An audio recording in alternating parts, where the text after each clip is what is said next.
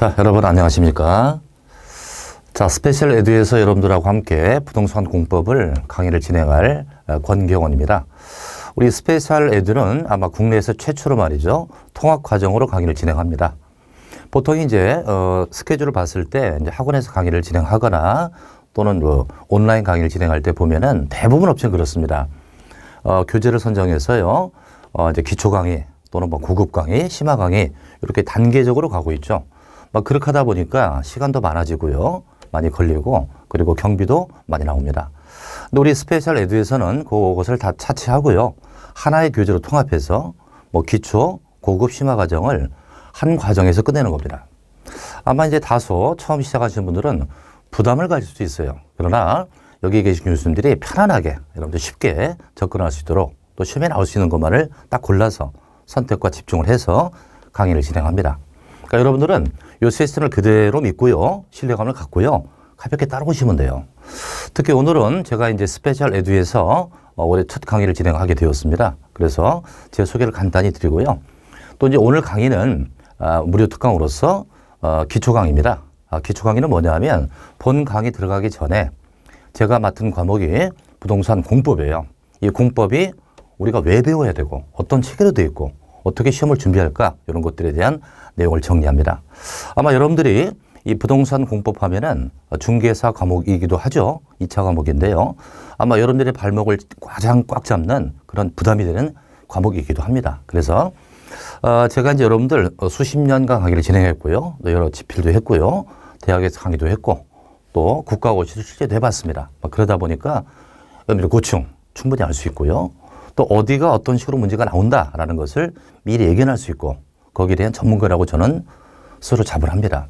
특히 실제 여러분들이 얼마나 어려운가, 수험생활 어려운가를 위해서 제가 직접 시험에 한번 참여해 본 적도 있습니다. 그래서 주기적으로 갔을 때 이 시점에서는 어떻게 무슨 과목을 가지고 어떻게 공부했을 때 여러분들이 경제적으로 효율적으로 합격할 수 있겠느냐 이런 노하우를 또 전수하면서 여러분들하고 강의를 진행할 겁니다.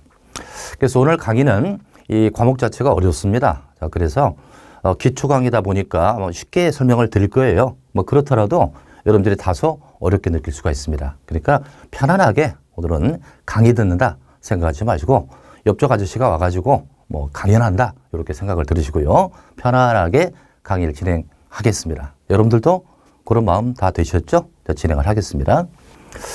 자, 제 이름은 이 부동산 공법을 담당하는 권경원 박사입니다. 저는 이제 도시 계획 가지고 학위를 땄고요. 건축법을 가지고 석사를 진행했고요.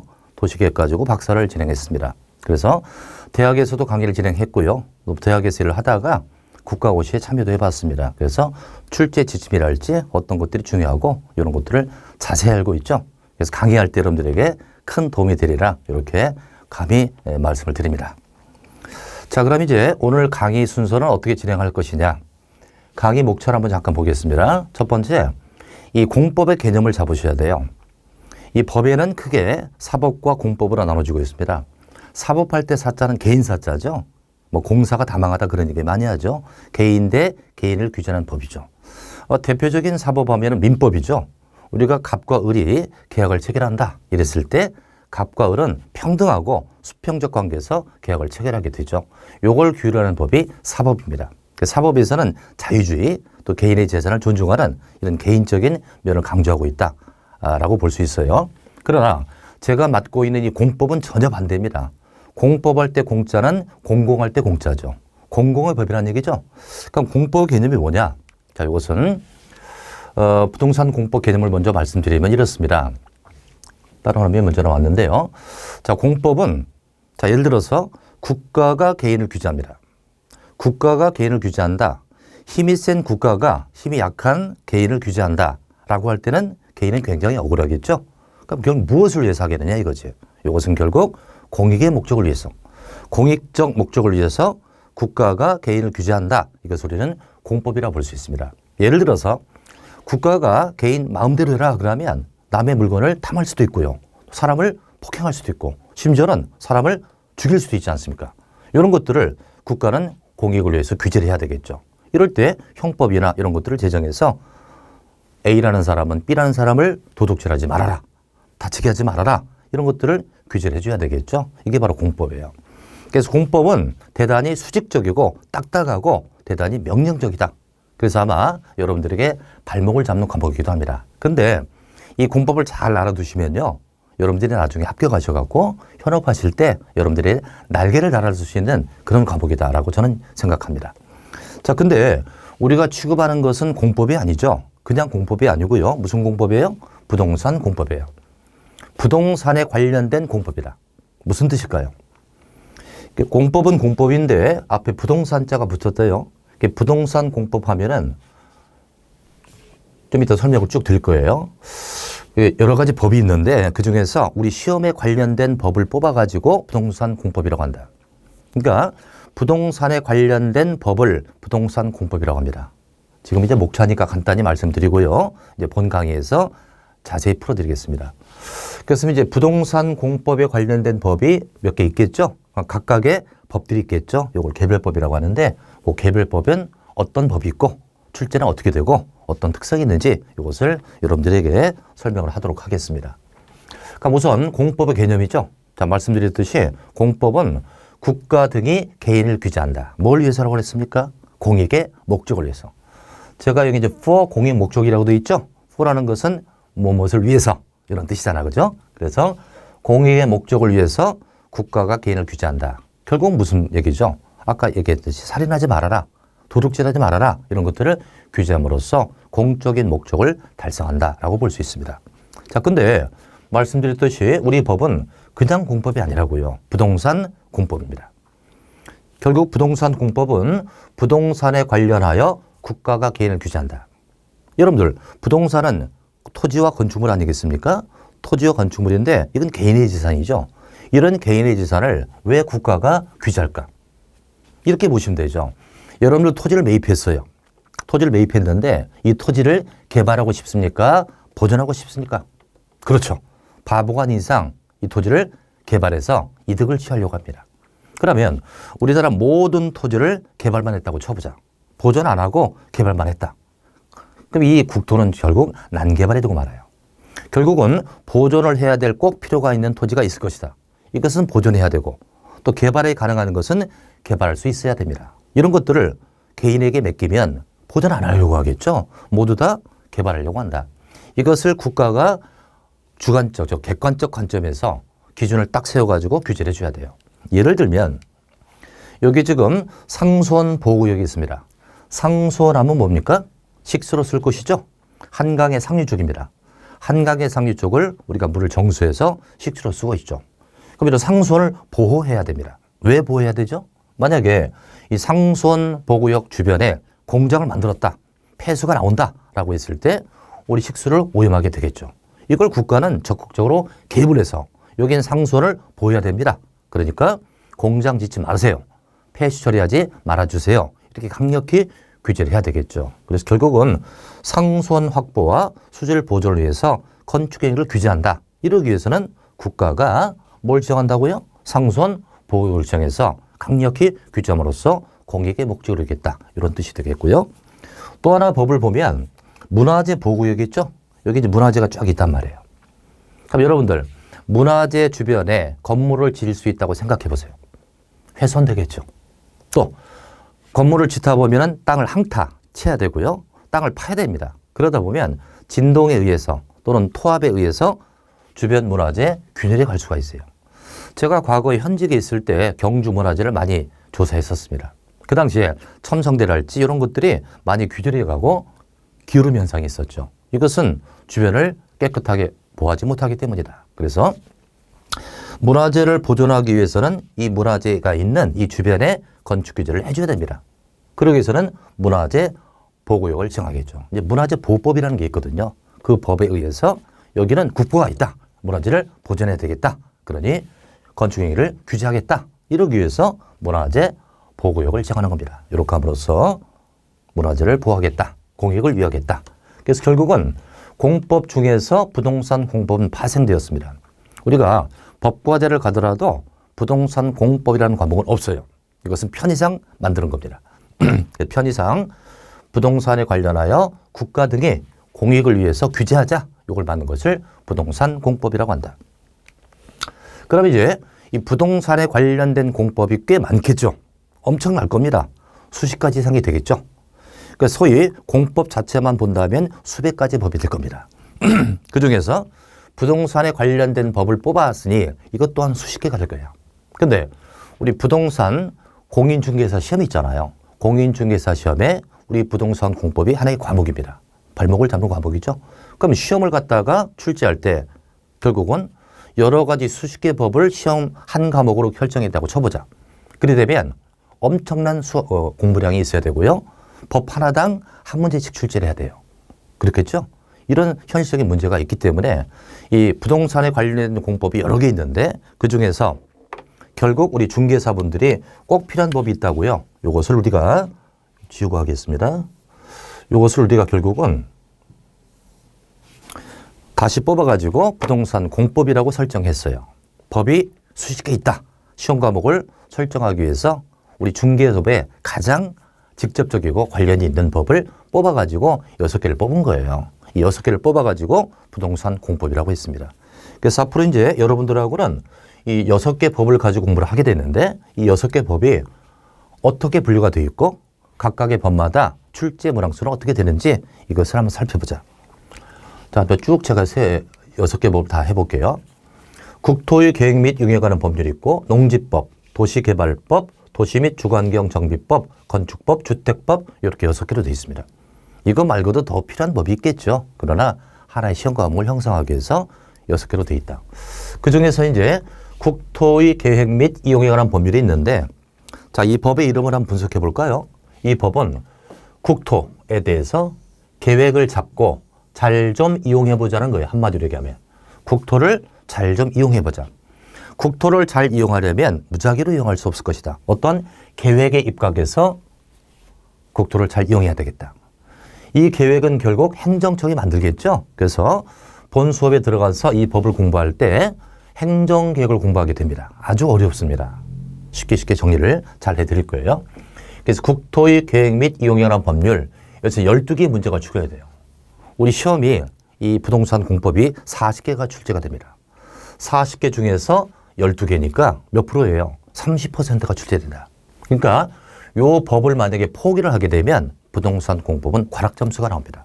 그래서 어렵더라도 이 법을 치밀하게 자세하게 집중해서 공부를 해야 되겠죠. 12개 나오고. 농지법이 있습니다. 농지법은 농지에 관련된 법이죠. 우리가 농지를 취득할 때 돈 주고 그냥 사는 거 아닙니다.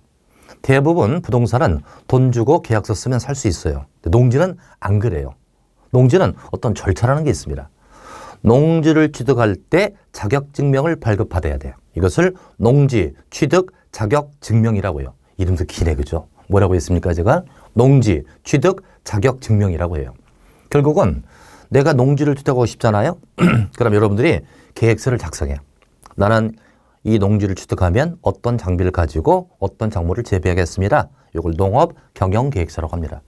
이걸 작성해서 관할 시구 읍면에 갖다 줘. 시구 읍면에 갖다 주면 시구 읍면장이 그 계획서를 검토해. 검토해서 여러분들이 농사 지을 수 있겠구나, 자격이 있구나라고 판단했을 때 증명서를 발급해 준다. 이게 바로 농지 취득 자격 증명. 이걸 발급받은 연후에 여러분들은 농지를 취득할 수 있는 겁니다. 이런 것들을 절차를 알고 있어야 되겠죠. 이런 것들을 여러분들이 현상에서도 많이 필요할 겁니다. 이런 것을 농지법에서 자세히 공부하는데 요즘 2개의 문제가 출제돼요. 자, 40문항 중에서 2개의 문제가 나오니까 자세히 공부할 필요 없고요. 심지어 어떤 수험생들은 이 법을 그냥 버려버려요. 이리 생각해 보세요. 이 법도 내용이 만만치 않거든요. 그럼 이 하나의 법에서 2개밖에 출제가 안 돼요. 그럼 자젤구리하게 나올까요? 굵직하게 나올까요? 그렇죠. 선이 굵게 나온다. 그러니까 결국은 굵직하게 공부하면 된다. 자젤구리하게 버리고 굵직하게 해서 1개 정도 맞으면 돼요. 여기 1개 정도. 2개를 다 맞으려고 자젤구리한테 빠지면 안 된다. 1개 과감히 버리고 중요한 부분을 3, 4개 딱 선정해서 1개만 맞으면 됩니다. 나머지 1개 찍어야 되죠. 그죠? 2개가 이제 나오면, 문제가 나오면 정상적으로 출제가 되면은 우리가 집중 선택해서 한 부분에 출제가 된다. 그럼 다 맞을 수 있죠? 근데 이제 요즘 시험은 떨어뜨린 시험이거든요. 막 그러다 보니까 어려운 것들이 나올 수 있다. 생판 모르는 게 나올 수 있죠. 선정해서 공부했으니까. 그럼 1개는 득점하고 1개는 찍어야 돼요. 그럼 찍을 때 어떻게 찍는다? 여러분들 마음껏 찍으세요. 그럼 누구는 1번, 누구는 2번 이렇게 찍는다고. 그러면 중구난방이야. 답 사이로 막 가는 거지. 그래서 우리는 저하고 같이 공부한 수험생들은 딱 정합니다. 농지법에서 문제가 나온다? 한 개는 정확히 맞자. 한 개는 모르는 게 나온다? 찍자. 모두 몇 번? 3번에 찍는다. 딱 정한 거예요. 우리 모두 3번에 찍어버리자. 그럼 봐요. 이 사람은 2번, 이 사람은 1번 이렇게 찍을 때 하고 저하고 공부한 수만 명의 수험생분들이 3번으로 밀어서 찍었다고 이게 하나요. 그럼 하늘도 감동을 해. 야, 이게 3번이 이게 답이 되는구나. 하늘도 감동한다. 그래서 정답을 맞을 가능성이 크다. 그럼 제가 왜 3번이라고 찍으라고 했을까요? 간단해. 농지법 세 글자잖아. 그죠? 근데 그 글자 수로 제가 그러겠습니까? 통계 자료를 다 낸 거죠. 통계를 냈을 때 3번의 답이 가능성이 크다. 그래서 농지법은 이렇게 찍자. 그러니까 저는 여러분들에게 출제될 만한 것을 정확히 찍어주려고 공부를 할 겁니다. 근데 도저히 공부할 수 없는 부분이 있어요. 내용이 방대하고 많은 게 있겠죠? 이런 것들은 찍는 번호도 알려드려요. 요건 2번으로 하자. 요건 3번으로 하자. 딱 알려드렸으니까 그대로 따라오시면 돼. 그럼 하늘도 감동한다. 정답 비율이 높을 수가 있다. 이렇게 볼 수 있고요. 그래서 국토법률이랄지 농지법은 토지에 관한 법입니다. 요건 전 국토에 대한 토지 관련 법이고요. 이게 농지에 관한 법이죠. 근데 이제 결국은 농지 말고도 임야, 산지도 중개물의 대상이죠. 요걸 취급하는 것이 산지관리법이 있습니다. 근데 산지관리법까지 넣게 되면 한 개 과목이 법이 7개가 돼요. 너무 많잖아요. 산지관리법은 시험에서 뺀 겁니다. 다만 나중에 현업할 때 여러분들이 스터디를 스스로 하셔야 돼요. 이것은 농지법 정도를 공부한 정도면 산지관리법은 여러분들이 해석할 수 있다. 이렇게 보는 겁니다. 그래서 토지 관련 법은 이렇게 두 가지가 있고요. 그다음에 사업에 관련된 법이 있다. 우리가 개발을 할 때 개발할 수 있는 토지라고 쳤을 때 사업을 할 수가 있습니다. 도시개발법이 있고요. 도시 및 주거환경 정비법이 있는데 도시개발법은 뭐다? 도시개발 사업하는 거예요. 그러니까 우리가 보통 도시개발 사업하면은 잘 귀에 안 들어오죠? 근데 앞에 신자를 붙여봐. 신도시 개발한다 이거예요. 요즘에 예전에 분당이랄지 일산이랄지 요즘에 동탄이랄지 위례랄지 이런 신도시를 개발하죠. 논과 밭으로 되어 있는 외곽지 땅을 싹 다 밀어가지고 주택단지 만들고 공공타운 만들고 상업단지를 만든다. 이렇게 해서 신도시를 개발하는 것을 도시개발법이라고 합니다. 여기서는 6개의 문제가 출제가 돼요. 그러니까 도시개발 사업하는 절차를 자세히 공부하는 것이고요. 그다음에 도시 및 주거환경 정비법 6개가 나오는데 이건 정비사업을 하는 겁니다. 정비사업 하면은 잘 귀에 들어오지 않죠. 그러나 재개발, 재건축하면 잘 들어오죠.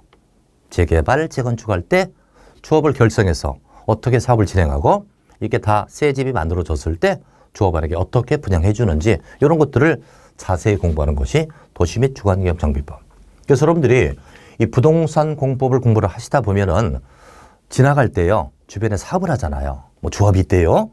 예사로 보이지 않는 거예요. 공부했으니까 아 저기 지금 무슨 사업 하는구나. 어떻게 진행되겠구나라는 걸 감안할 수 있는 것이 사업법입니다. 그러니까 사업법에서도 2개를 합치면 12개니까 30%가 출제된다. 그 다음에 사업만 아니라 건축물을 지을 때도 있죠. 건축물을 지을 때 관련 법이 건축법이고 주택을 지을 때가 주택법인데 둘 다 합쳐서 14개가 출제가 됩니다. 출제비가 꽤 넘죠. 그럼 건축물을 지을 때 건축법, 주택 지을 때 주택법이에요. 제가 물어볼게요. 공장 지을 때 무슨 법? 건축법. 사무실 지을 때 건축법. 아파트 지을 때. 자, 그럼 아파트는 주택이잖아요. 주택은 건축물이 될 수도 있고 주택이 될 수도 있죠. 그럼 어떤 법 적용하느냐? 이런 문제가 발생하죠. 그래서 결국은 주택법은 주택을 다량 지을 때, 많이 지을 때. 주택을 조금 지으면 건축법. 주택을 많이 져가지고 무주택자에게 공급한다. 이게 바로 주택법이에요. 차이점은 개별법 할 때 자세히 설명을 드리겠습니다. 자, 그래서 이렇게 해서 총 12개 이렇게 해가지고요. 총 40개의 문제가 출제됐는데, 이제, 본 강의 진행할 때는요, 국토법률을 가지고 한 20강 정도, 농지법에서 한 4강 정도, 도시개발 정비법에서 각각 10강 정도, 건축과 주택을 합쳐서 25강 정도 끊습니다. 그래서 많게는 70강, 적게는 65강에서 사이가 왔다 갔다 하는데 이제 한 강좌가 보통 25분에서 30분 정도 진행합니다. 이것은 어떤 심리학적으로 우리가 집중할 수 있는 가장 좋은 시간이 20분에서 30분이라고 해요. 이걸 벗어나면 굉장히 지루하고 졸음도 오고 하죠. 그래서 여러분들이 선택을 하고 집중해서 공부를 하려면 시간이 너무 길면 안 된다. 그래서 한 강좌를 이렇게 끊어서 한 25분에서 30분 진행하면 효율적인 학습이 될 겁니다. 토탈 65강 왔다 갔다 할 거예요. 이렇게 해서 본 강의를 진행을 할 겁니다. 그럼 이제 말씀드렸던 6개의 법률이 있었죠? 자, 어떻게 됩니까? 국토의 계획 및 이용에 관한 법률이 있었고요. 도시개발법, 도시 및 주거환경 정비법, 그 다음에 건축법, 주택법, 그리고 농지법이 있었죠? 요 각각의 개별법이 어떤 특성을 갖고 있는지 가볍게 살펴보고요. 또 이제 강의 진행하면서 이 법이 실생활에 어떻게 적용되는지에 대해서 살펴보도록 하겠습니다. 우선 처음에 나오는 것이 국토의 계획 및 이용에 관한 법률. 이걸 줄여가지고 법 이름이 길으니까 국토법률 이렇게 부르겠습니다. 국토법률. 자, 제가 앞으로 본 강의에서 국토법률 하게 되면 원명이 뭐다? 국토의 계획 및 이용에 관한 법률이죠. 국토의 계획 및 이용에 관한 법률. 이 법은 결국은 전국토입니다. 전국토를 잘 좀 이용해보자. 잘 좀 개발해보자. 이러기 위해서 계획을 만들고 집행하는 그런 법입니다. 전국에 대해서 행정계획에 입각해서 잘 좀 이용해보자 이런 법이에요. 그럼 생각해봐요 여러분들. 전국토가 있어요. 토지가 있다. 말씀드렸듯이 토지가 있으면 누구나 다 개발해서 이득을 취하려고 합니다. 그렇게 되면 난개발이 장제일 수 있다. 보존할 땅은 보존하고 개발할 땅은 개발해야 되지 않겠느냐.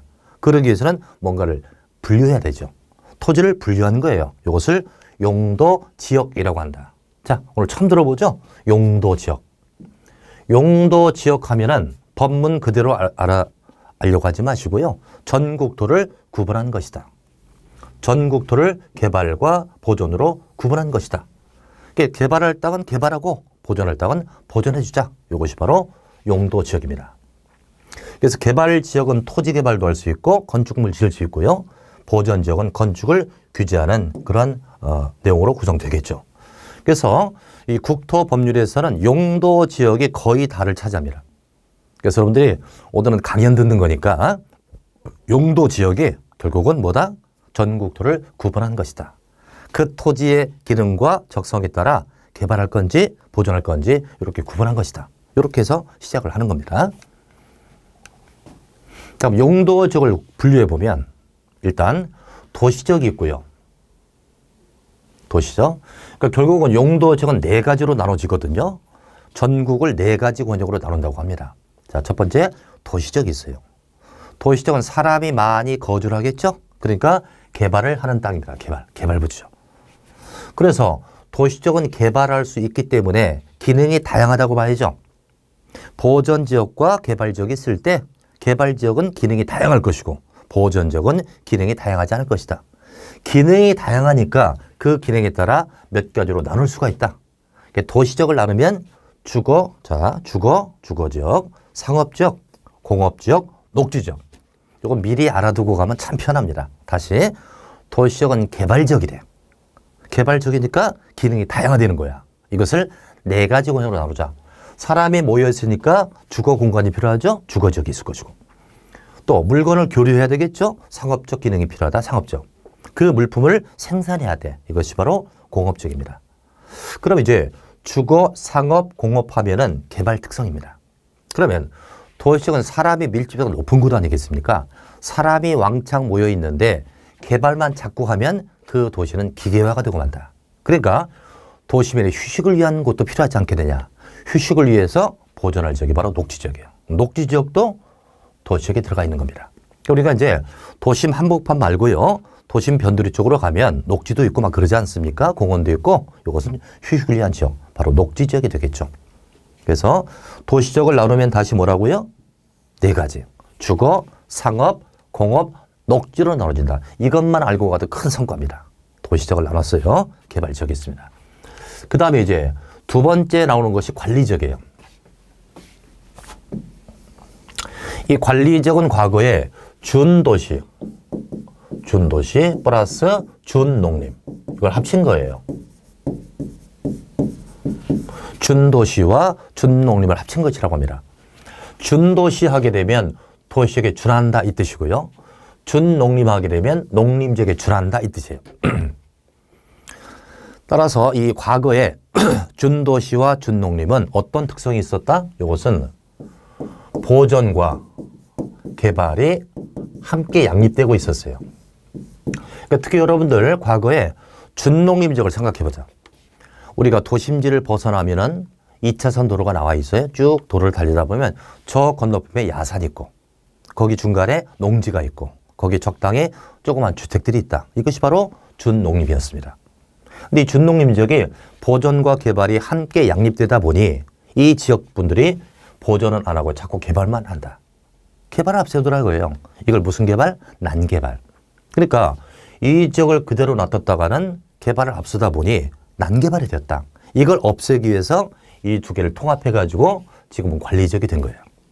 그러니까 지금의 관리지역은 준도시와 준농림을 통합했다라고 보시면 돼요. 그러니 이 지역은 보전과 개발을 함께 할 수 있을 텐데 이게 플러스를 했다고 치면 예전처럼 또 난개발이 자행되니까 어떻게 했다? 슬래시 분리하고 있다. 즉 보전할 관리와 개발할 관리를 분리함으로써 보전할 관리는 보전만 하고 개발할 관리는 개발만 함으로써 난개발을 막자는 그 취지예요. 어쨌건 관리지역은 준도시와 준농림이 플러스된 것이다. 그 내용을 보시면 관리지역은 도시적의 인구와 산업을 수용하기 위해 도시에 준하여 그랬잖아요.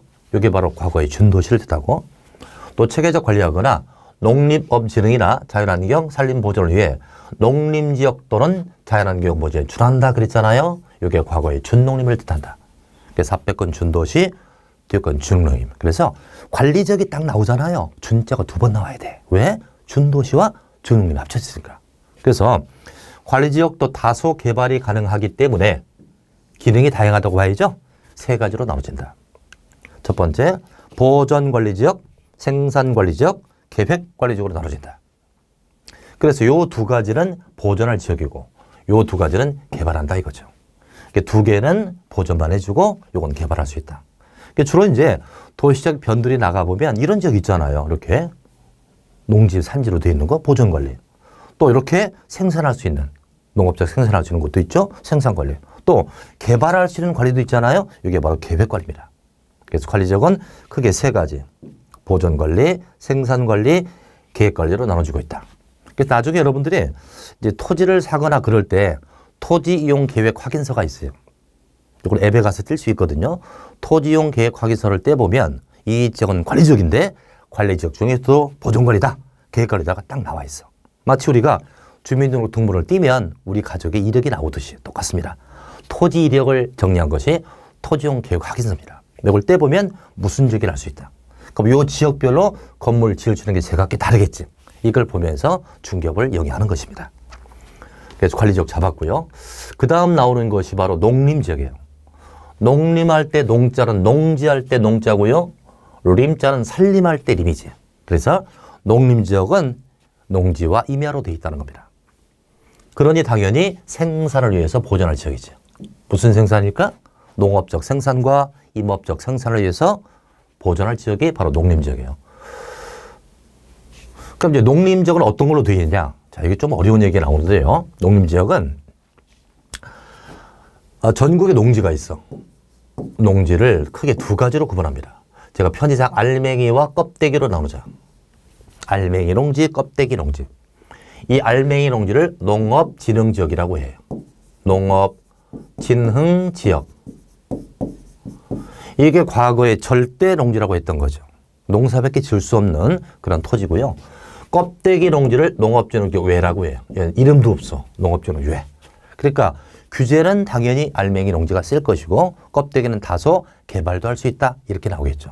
그럼 농지라고 다 농사만 있는 거 아니에요. 다소 개발도 할 수 있는 농지. 이걸 농업진흥지역외라고 합니다. 그러면 농지 중에 알맹이가 있잖아요. 이게 바로 농업진흥지역에 농림지역에 들어가는 겁니다. 그래야만 농업적 생산하겠죠. 또 산지도 마찬가지. 산지도 산지관리법에 의하면 편의상 알맹이 껍데기로 할게요. 알맹이 산지는 보존할 가치가 있다 그래서 보존산지. 껍데기는 그렇지 않네요. 준보존산지라고 해요. 이 중에 알맹이 임야는 임업적 생산만 위한 것이고 껍데기는 다소 개발도 할 수 있다. 이 중에 뭐가 농림지역에 들어간다? 바로 보전산지. 그래서 농림지역은 농업적 생산, 임업적 생산을 위해서 알맹이 농지와 알맹이 산지로 들어가 있다. 이렇게 알아두시면 돼요. 그래서 알맹이 농지가 농업진흥지역, 또 알맹이 산지가 보전산지, 이걸로 구성되어 있는 게 농림지역이에요. 그러니까 농림지역은 순수한 생산을 위해서 보존할 지역이다. 보존할 지역이니까 기능이 다양하지 않다. 그러니 분류되지 않죠. 아까 도시적처럼 주거상업처럼 이렇게 분류되지 않는 것이 바로 농림지역의 특성이 되겠습니다. 자, 이제 하나 또 남은 지역이 자연환경 보전지역이에요. 그러니까 결국은 우리 용도 지역을 크게 네 가지로 나누면 첫 번째 뭐 기억나죠? 도시적, 그 다음에 관리지역, 그 다음에 농림지역, 끝으로 자연환경 보전지역입니다. 이건 그야말로 보존을 위한 보전지역이에요. 보존을 위한 보전지역이다. 순수한 보존. 그러니까 생각해 보세요. 자연환경 보전지역에 딱 들어갔어. 뭐가 있을까요? 문화재 있었겠지, 문화재. 생태계도 있고 이런 것들이 있겠죠? 상수원도 있을 것이고 순수한 보존을 위한 지역입니다. 그러니까 자연환경 보전지역은 자연환경을 보호한다. 수자원, 수자원은 물을 뜻하죠? 해안, 생태계, 상수원, 우리가 식수로 쓸 것이고요. 문화재를 보존하거나 수산자원을 보호 육성한다. 수산자원은 물고기죠. 물에서 나는 자원이니까 수자원은 물, 수산자원은 물고기. 이걸 보존한다. 이걸 봐서 자연환경 보전지역. 그러니까 자연환경 보전지역은 하나, 둘, 셋, 넷, 다섯, 여섯, 7개의 단어로 구성된다. 7개. 자, 그림을 잠깐 볼까요? 예를 들어서 상수원을 보존한다. 상수원 나와 있고요. 한강의 상류 쪽이고요. 자연환경을 보존한다. 단어 7개입니다. 수자원 물이잖아요. 물을 보존한다. 또 해안을 보존한다. 해안. 또 생태계를 보존한다. 문화재를 보존한다. 이런 것들. 여기 무슨 탑이지 아시겠죠, 여러분들? 그죠? 탑이 아주 이쁘죠, 그죠? 이런 문화재를 보존한다. 또 수산자원, 물고기를 보존한다. 이러기 위해서 환경을 보존해야 되죠. 이게 바로 자연환경 보전지역입니다.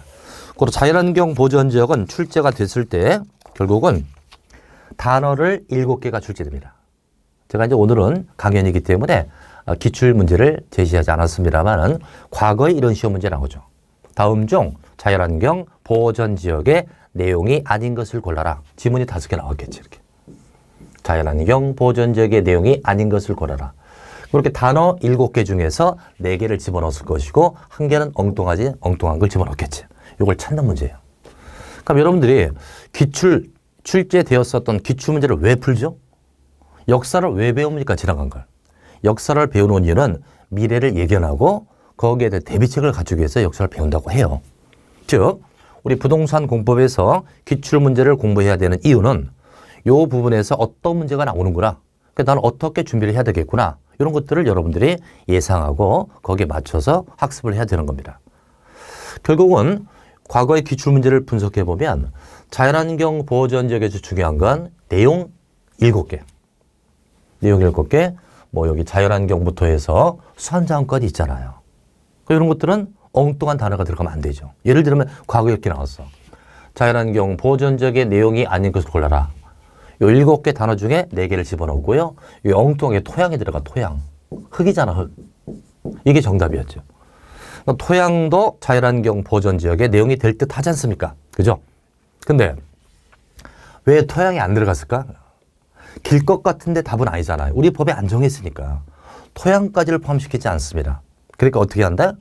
비슷한 단어 때문에 헷갈리잖아요. 어떻게 한다? 외워야 돼, 이거는. 그 시험 과목이 대부분은 이해 위주로 공부를 해야 돼요. 이해를 하고 또 이해 갖고 안 되는 건 외워야 되는데 요즘에 대부분 공법을 갖다가 앞대가리 딱딱 따가지고 이걸 외우더라고요. 외우는 건 잘해요. 말이 재밌게 구성되니까 이걸 외웠는데 그 외우는 게 워낙 많아, 이게. 수십 가지가 되다 보니까 이걸 어디다 써먹다를 모른다니까요. 그래서 공법은 90%는 이해를 해야 돼요. 이해를 하고 그 내용을 숙지를 하고요. 이해 갖고 헷갈리고 안 되는 건 외워야 돼요. 이렇게 외우는 건 암기 코드를 만들어야 돼. 그 암기 코드가 너무 또 많으면 안 돼. 한 10개에서 한 20개 정도? 이 정도는 어디다 적용할지 알 수 있거든요. 이렇게 공부를 하셔야 되거든요. 그래서 이것은 이해 위주로 안 되기 때문에 결국은 앞대가리 따서 외워야 돼요. 어떻게 외웠다? 이렇게 외우면 돼요. 요걸 할게요. 쌍. 아, 욕했다. 자, 수, 해, 생, 물, 고기를 누가 먹었냐 이렇게 하면 돼요. 쌍, 차수해, 생물고기 누가 먹었니 이렇게 하면 돼요. 앞대가리. 요것은 자, 자연환경. 수, 수자원. 해, 해안. 생, 생태계. 물, 요건 문화재 할 때 문자랑 비슷하다. 문화재. 고기는 뭐라고 했나요? 수산자원. 그죠? 근데 이 쌍은 또 뭐야?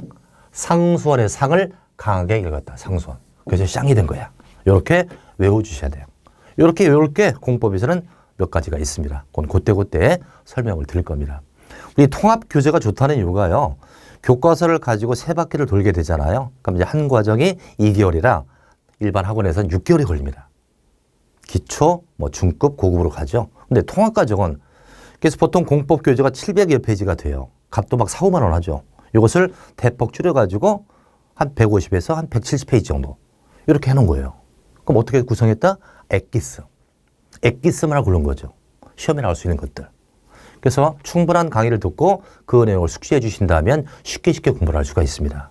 그래서 그 책에 보면 이런 암기 코드나 이런 도식화가 다 그려져 있죠. 이런 그림이 그려지는 책은 우리나라에 없어요. 여태까지 이런 교재는 없습니다. 이런 교재를 가지고 앞으로 여러분들하고 진행할 겁니다. 그래서 일단 첫 교시에서 공부한 건 이거죠. 첫 교시에서 공부한 건 국토의 계획 및 이용에 관한 법이 있었다. 우리 부동산 공법을 구성하는 법이 6개가 있는데 그중에 출제 빈도가 제일 높은 게 국토의 계획 및 이용에 관한 법.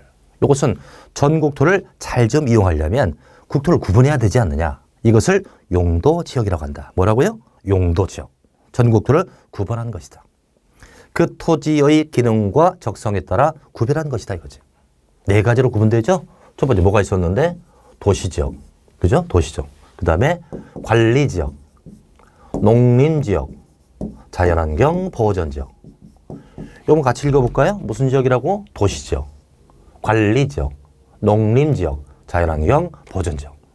근데 이 중에서 도시지역과 관리지역은 개발이 가능하니까 기능이 다양하지 않겠느냐. 그 기능에 따라 나누어 주자.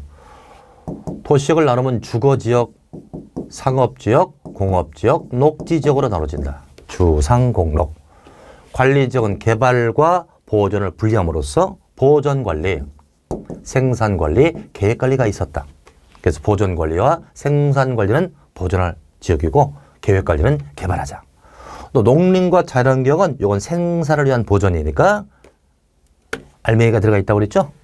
자연환경도 보존을 위한 보존이다. 문화재를 할지 상수는 보존을 위한 보존이죠. 이런 것들에 의해서 이건 보존도가 크니까 기능이 안 다양해. 그러니까 세분되지 않더란 얘기죠. 이렇게 해서 결국은 국토의 계획 및 이용하는 법에서는 전 국토를 구분하는 것을 공부를 하게 됩니다. 공부를 하죠.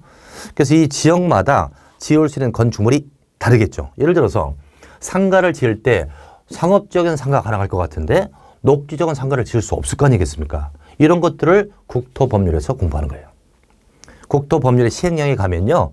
이 지역에 이거 지을 수 있어요. 이 지역에 이거 못 줘요. 라고 다 규정돼 있어.